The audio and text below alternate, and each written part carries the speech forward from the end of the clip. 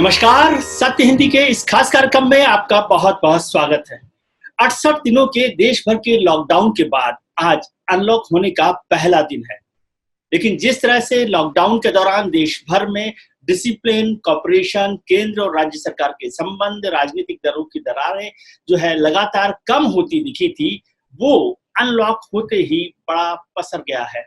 लगता है कि रायता फैल गया है, हर जगह कंफ्यूजन दिखाई दे रहा है। इस पर चर्चा करेंगे, लेकिन उससे पहले बात सत्यहिंदी.com की।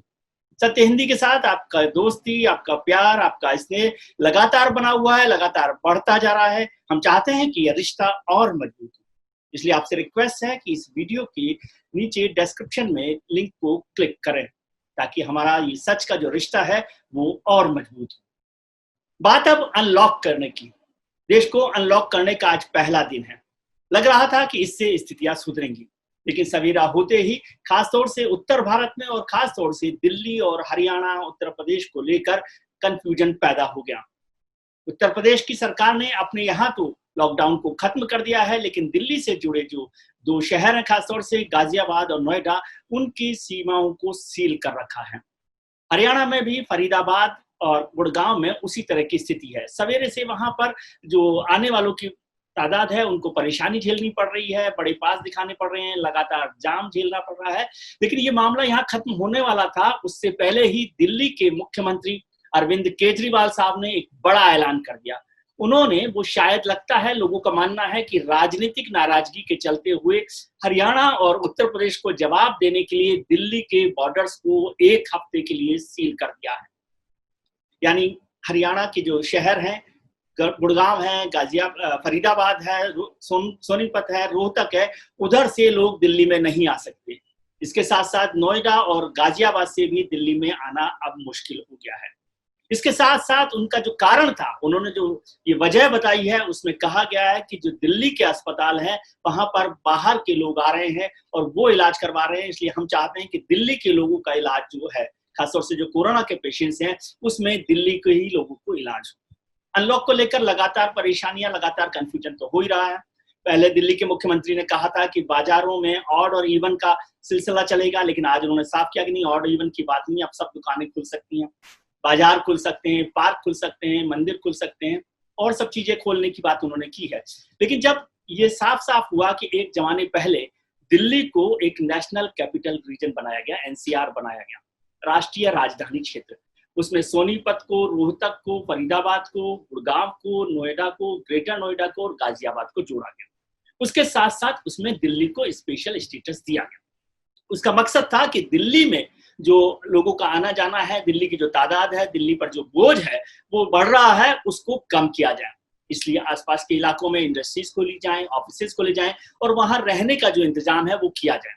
वो लगातार हो रहा है। पिछले 10 साल में, 20 साल में, 25 साल में गुड़गांव, फरीदाबाद, ग्रेटर नोएडा, गाजियाबाद में बहुत बड़ी तादाद में लोग रह रहे हैं और हर सवेरे लाखों लाख लोग गुड़गांव से दिल्ली आते हैं, दिल्ली से गुड़गांव जाते हैं, दिल्ली से फरीदाबाद जाते हैं, फरीदाबाद से दिल्ली आते हैं। गुड़गांव के अलावा ग्रेटर नोएडा से गाजियाबाद से दिल्ली आने का, दिल्ली से जाने का सिलसिला चलता रहा। अब यदि ये बॉर्डर सील कर दिए जाएंगे और जब अनलॉक किया गया है, उत्तर प्रदेश की सरकार ने सरकारी दफ्तरों को खोल दिया है, कंपनियों के दफ्तरों को खोल दिया है, फरीदाबाद में खोल दिया गया है, गुड़गांव में खोल दिया गया है, तो ये सब लोग किस तरह से जाएंगे, इसको लेकर एक बड़ा कंफ्यूजन है।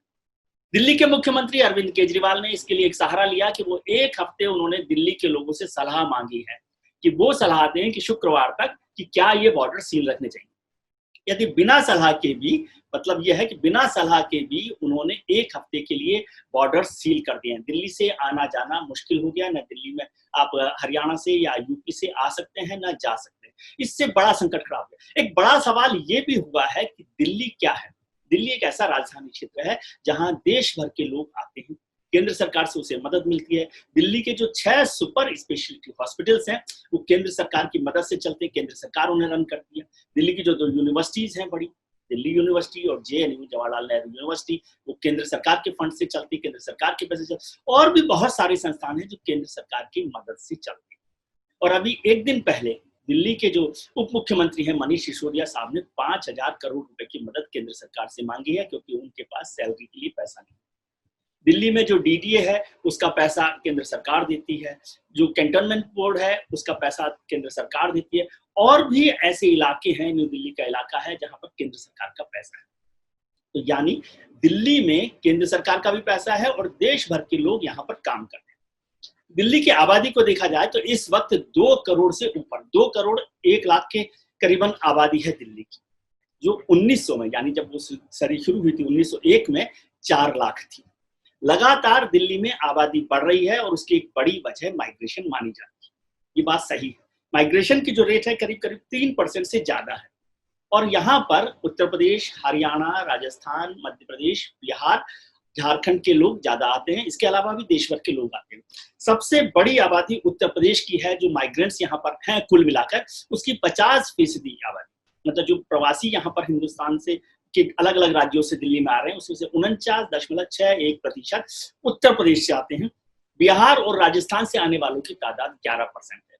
इसके अलावा अलग अलग राज्यों से है, हरियाणा से भी करीब करीब 11% है, राजस्थान से 6% के करीबन है, 6 से 8% के बीच में, पंजाब से 6% है, और देश के अलग राज्यों यानी दक्षिण भारतीय राज्यों से भी जो कुल मिलाकर लोग आ रहे हैं वो भी 11% लोग हैं। वो सब दिल्ली को खड़ा कर रहे हैं।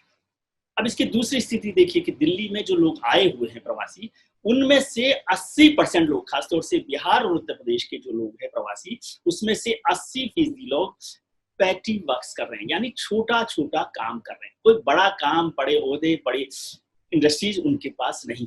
आज भी सबसे ज्यादा जो बड़ी इंडस्ट्रीज हैं, बड़े जो ताकत है वो दिल्ली के लोगों के पास है। यदि सोशो इकोनॉमिक हम लोग आंकड़े देखें तो उसमें साफ होता है कि दिल्ली में रिच और मिडिल और पुअर को देखें तो दिल्ली के जो ओरिजिनल लोग जिन्हें हम कहते हैं उसमें से 20% रिच हैं, 53% मिडिल क्लास हैं और बाकी के 27% गरीब लोग। लेकिन बिहार और झारखंड से जो प्रवासी यहाँ आ रहे हैं उसमें से 61% लोग गरीब हैं और केवल 7% अमीर हैं। इसी तरह से उत्तर प्रदेश के जो लोग आ रहे हैं वो 10% अमीर हैं। यानी दिल्ली में जो प्रवासी लोग आ रहे हैं वो दिल्ली को मजबूत कर रहे हैं, वो खुद मजबूत नहीं है। फिर समझना चाहिए कि दिल्ली से जो प्रवासी लोग आ रहे हैं, दिल्ली से जो अलग अलग राज्यों से आ रहे हैं, वो क्यों गए यहाँ से छोड़कर? वो इसलिए गए क्योंकि दिल्ली में जो इंडस्ट्रीज लगी हुई थी उन लोगों ने उनकी मदद नहीं की, उनको सपोर्ट सिस्टम में खड़ा नहीं किया। आज जरूरत थी कि मुख्यमंत्री अरविंद केजरीवाल दिल्ली के लोगों को मदद करते और उनके साथ प्रवासियों को खड़े रहने में ताकत।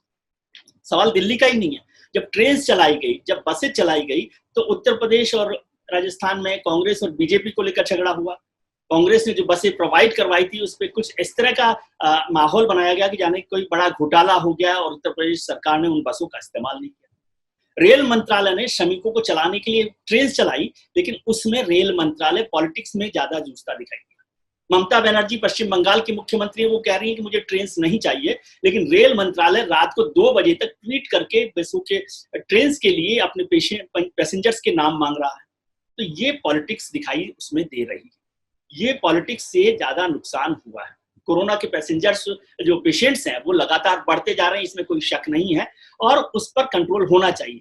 सवाल अभी इस पर भी बहस हो रही है कि अभी कुछ विशेषज्ञों ने प्रधानमंत्री को चिट्ठी लिखी है जिसमें कहा गया है कि कोरोना को लेकर जब लॉकडाउन को बंद नहीं किया जाना चाहिए था, जब नंबर ऑफ पेशेंट्स बढ़ रहे हैं तो उसे कंटिन्यू करना चाहिए था।